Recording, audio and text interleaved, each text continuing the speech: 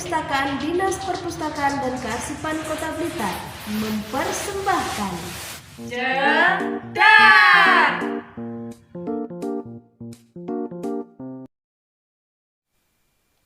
Assalamualaikum warahmatullahi wabarakatuh. Halo sahabat literasi, berjumpa kembali di Jedar, cerita anak dalam jaringan.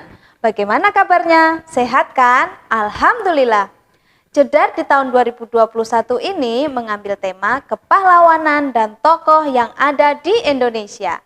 Sesuai surat edaran Wali Kota nomor 1 tahun 2021 tentang pemberlakuan pembatasan kegiatan, maka Perpustakaan Kota Blitar tutup sementara sampai 8 Februari 2021 atau sampai keadaan dinyatakan kondusif. Tapi sahabat literasi masih bisa memanfaatkan layanan yang ada di perpustakaan. Melalui apa? Melalui Layada atau layanan anak dalam jaringan. Nah, salah satunya Jedar ini, Bunda. Iya, benar Bunda Noy. Sahabat literasi, ayo segera follow Instagram Din Perpusip Kota Blitar. Bunda Noy dan Bunda Ika, kali ini kita akan menceritakan tokoh pahlawan nasional yang berasal dari Jawa Timur, tepatnya dari kota Jombang. Oh iya Bunda Noy, kita membaca bukunya dari buku koleksi Perpustakaan Dinas Perpustakaan dan Kearsipan Kota Blitar yang berjudul Kiai Haji Hasyim Asy'ari, pendiri Nahdlatul Ulama yang luas ilmunya, yang dikarang oleh Ifah Nurjani. Kita mulai ya Bunda ceritanya. Tanggal 10 April 1875 di sebuah desa yang asri di Kabupaten Jombang, Jawa Timur, lahirlah seorang bayi laki-laki, putra dari Kiai Asy'ari dan Ibu Halimah, dan diberi nama Muhammad Hasyim Asy'ari. Hasyim adalah anak ketiga dari 11 bersaudara. Kakek Hasyim adalah pendiri pesantren Gedang. Beliau bernama Kiai Usman. Bahkan kakek dari ayah Hasyim, Kiai Sihah, adalah pendiri pesantren Tambak Beras di Jombang. Hasyim kecil hidup dalam lingkungan pesantren secara turun-menurun. Ia tumbuh menjadi anak yang punya jiwa kepemimpinan, mandiri, dan cerdas. Di usianya yang ke-13 tahun, Hasyim sudah ikut membantu ayahnya mengajar di pesantren. Tahun 1890, di usianya yang ke-15, Hasyim bertanya kepada ayahnya, Nuwun sewu, Bah, menawi kula badhe ngangsu kawruh dhateng pesantren lintu napa pareng, Bah? "Iya, Le, ora apa-apa. Muga-muga ilmumu iso nggo manfaat kanggo awakmu, kanggo agamamu lan kanggo negaramu." Nggih, matur suwun nggih, Bah. Ya, ya. Atas restu dari Kiai Asy'ari dan Ibunda, Hasyim pergi untuk menimba ilmu agama di pesantren-pesantren lain. Mula-mula, Hasyim menjadi santri di pesantren Wonokoyo, Probolinggo. Lalu pindah ke pesantren Langitan, Tuban. Setelah itu, beliau beralih ke pesantren Trenggilis, Semarang, pesantren Kademangan di Bangkalan, dan akhirnya pesantren Siwalan di Sidoarjo. Di pesantren Siwalan, Hasyim mulai betah. Di sana ia menemukan ketenangan batin dan sumber ilmu Islam yang diinginkan. Di sini Hasyim menjadi murid Kiai Yakub. Waktu terus berjalan, tidak terasa Hasyim sudah tinggal di pesantren Siwalan selama 5 tahun. Kedekatannya dengan Kiai Yakub sudah seperti ayah dan anak. Karena itu, beliau menikahkan Hasyim dengan salah satu putrinya, Hadijah. Tidak lama setelah menikah, Hasyim bersama Hadijah dan mertuanya berangkat ke Mekah untuk beribadah haji. Selain beribadah haji, Hasyim juga menuntut ilmu. 7 bulan tinggal di Mekah, Hadijah melahirkan anak laki-laki yang diberi nama Abdullah. Kebahagiaan Hasyim tidak bertahan lama. Setelah melahirkan Abdullah, Hadijah sakit hingga beliau meninggal dunia. Kesedihan pun bertambah. Di usia 40 hari, Abdullah juga meninggal. Hasyim dan Kiai Yakub sangat berduka. Untuk menghibur hatinya dan melupakan rasa dukanya, Hasyim memperbanyak ibadah dan membaca kitab. Akhirnya, Kiai Yakub mengajak Hasyim pulang ke tanah air dan melanjutkan mengajar di pesantren Siwalan. Tahun 1893, Hasyim kembali ke Mekah untuk melanjutkan pelajarannya yang sempat tertunda. Keberangkatannya ditemani adiknya Anis Asy'ari. Di Mekah, Hasyim berguru ke seorang ahli hadis syekh atau ulama besar Mahfud At-Tirmizi berasal dari Pacitan, Jawa Timur. Lalu, Hasyim juga belajar ilmu tafsir Al-Manar kepada seorang ulama dan guru besar di Mekah. Beliau adalah Syekh Ahmad Khatib. Selain aktif mengajar ilmu tafsir, beliau juga menjadi imam Masjidil Haram, masjid terbesar di Mekah. Saat itu, di Mekah itu pula, Hasyim kembali merasakan kesedihan. Adiknya Anis Asy'ari meninggal dunia di sana. Setelah 7 tahun menimba ilmu, Hasyim kembali ke Indonesia. Ia mengajar di pesantren milik kakeknya di Gedang. Selain di Gedang, Hasyim juga mengajar di Kediri. Kini Hasyim menjadi ulama yang berilmu luas dan mendapat gelar Hadroh Asy-Syaikh, artinya guru besar di lingkungan pesantren. Sejak saat itu, para santri dan ulama memanggilnya Kiai Haji.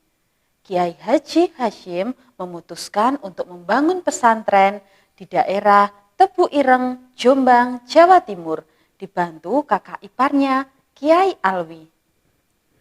Kiai Haji nyuwun sewu, panjenengan apa mau mendirikan pesantren di Tebu Ireng, Yai?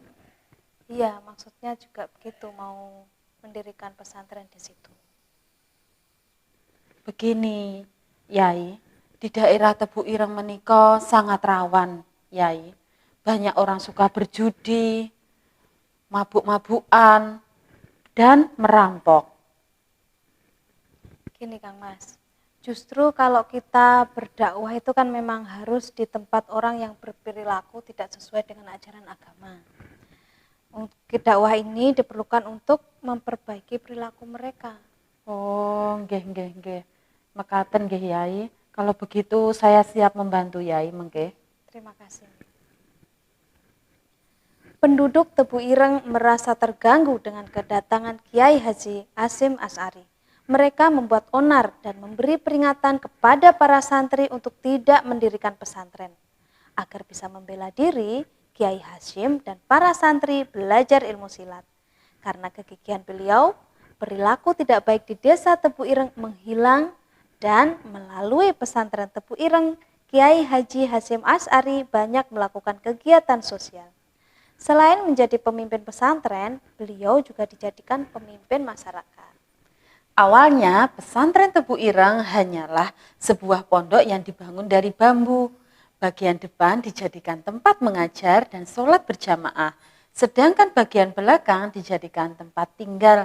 Saat itu pesantren Tebu Ireng hanya memiliki 7 santri, tetapi lambat laun pesantren semakin dikenal karena keluasan ilmu, kecerdasan, dan kebijaksanaan Kiai Hasyim.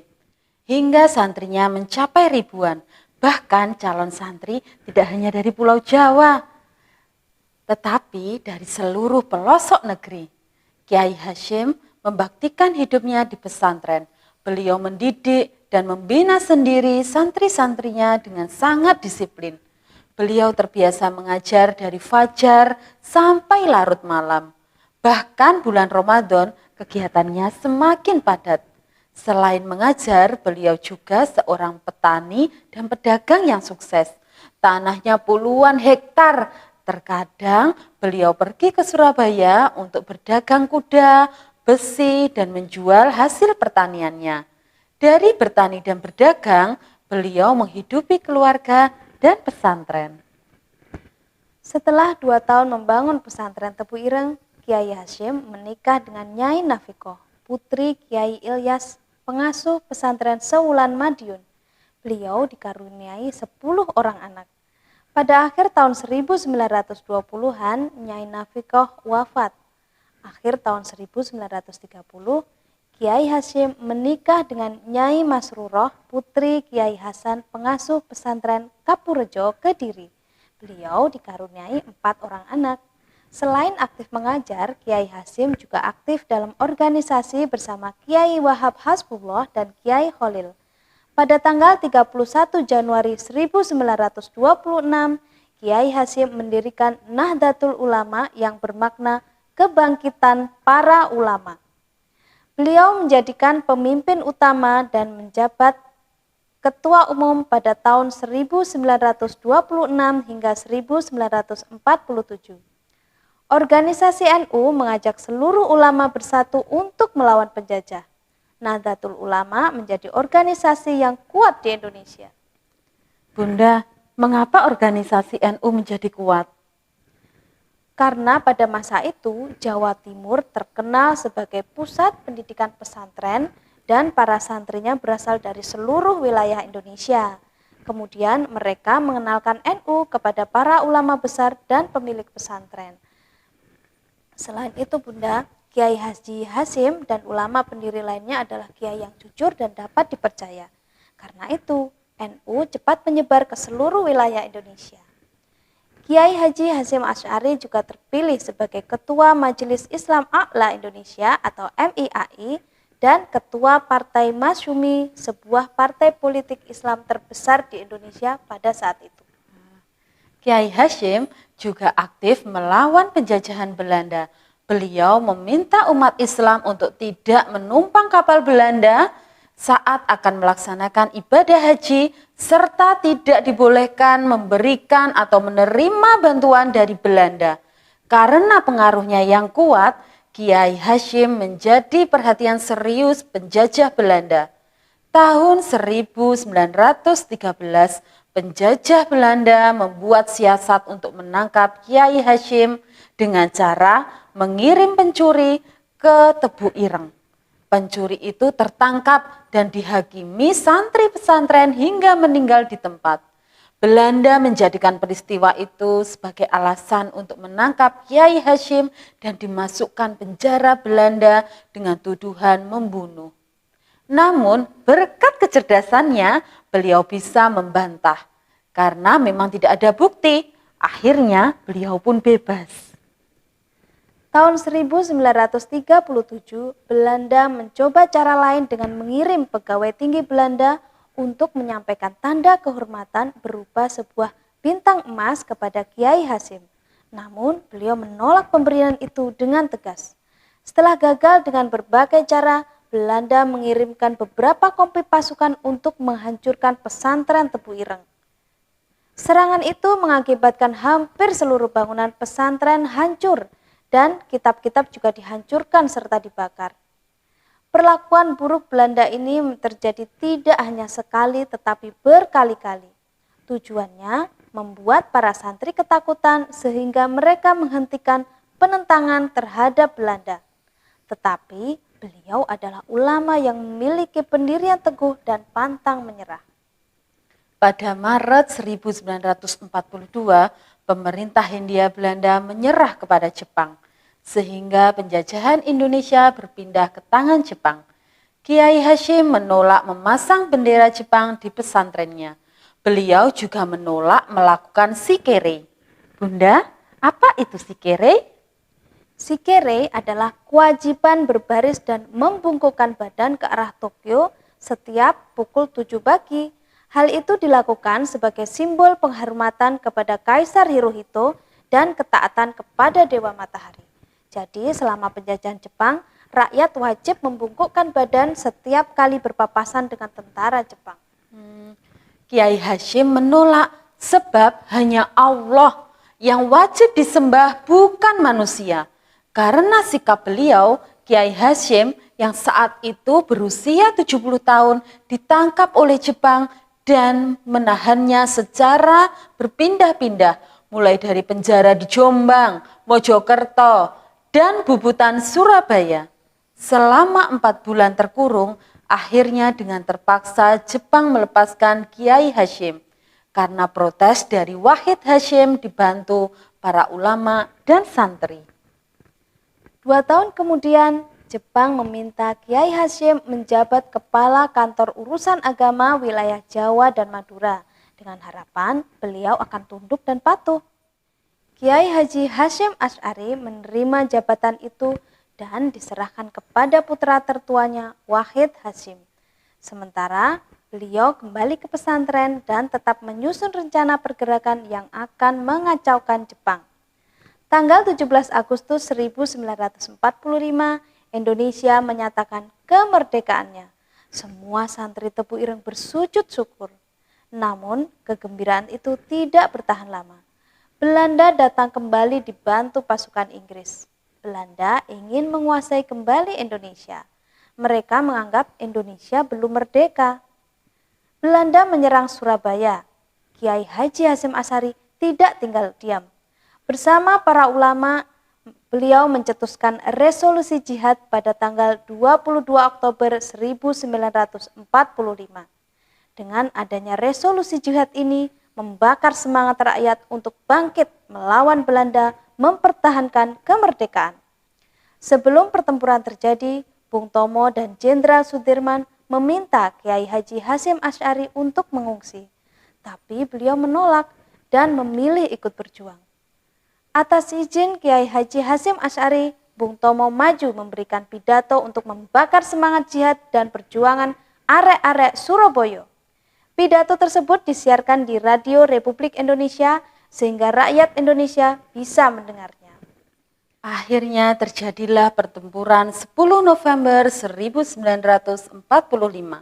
Umat Islam yang mendengar perintah jihad keluar dari rumah mereka dengan membawa senjata seadanya untuk melawan Belanda dan Inggris. Pertempuran itu disebut sebagai pertempuran terbesar sepanjang sejarah di Indonesia. Peperangan berlangsung selama kurang lebih 3 minggu. Walaupun hanya menggunakan bambu runcing dan senjata seadanya, membuat pihak Inggris kewalahan menghadapi perjuangan rakyat Indonesia.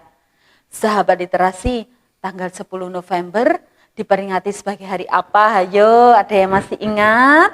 Hari pahlawan ya Bunda. Benar sekali Bunda Noy.